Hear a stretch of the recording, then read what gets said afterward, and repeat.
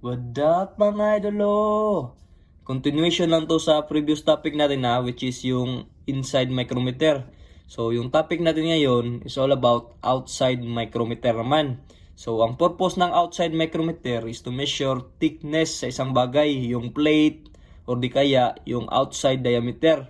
So yan yung purpose ng outside micrometer. So dito makikita natin 0 to 25 mm. Ang ibig sabihin yan, ito yung range ng micrometer na to. So, maliit lang. So, dito, makikita natin sa slave, dito, 0 to 25. So, yan yung range niya. Tapos, dito naman, itong 0.01 naman, ito yung counting sa mga digit or sa mga guhit na nakikita natin dito sa number ng thimble, sa thimble side. So, dito, 0, sunod is 0.01, 0.02, 0.03, 0.04, 0.05. Dito, 0.10. So, ganun. Sa mga hindi pa nakapanood sa inside micrometer, i-refresh ko lang to So, dito, meron tayong makikitang dalawang parts na merong number. So, ito yung sleeve.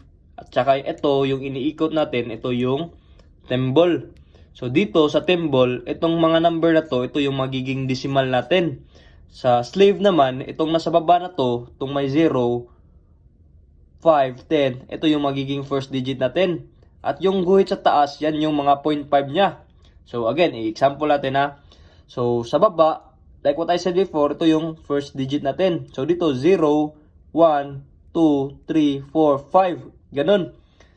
Kung isama natin yung sa taas naman, ang counting niyan is 0, 0.5, 1, 1.5, 2, 2.5, 3, 3.5, 4, 4.5, 5, 5.5, 6, 6.5, 7, 7.5, and so on. Ganun yan. Ngayon, mag-example tayo kung paano i-reading. Ito, example lang to So, basahin natin yung distansya galing dito hanggang dito. So, ito yung kuha natin. So, ito, lagpas siya sa 15, di ba? So, ito yung magiging first digit natin, 15. Now, sa dito naman, hahanapin natin kung saan siya nakatapat yung guhit dito. So, dito nakalagay is 3, 30, 31, 32. So, ito yung decimal natin, di ba? So, ang reading dyan is 15.32 mm. Ito, another example Tingnan nyo saan nakalagay, pwesto yung dulo ng thimble natin. So, lagpas siya sa guhit sa taas. So, dito naman, ang reading nito is 15.5.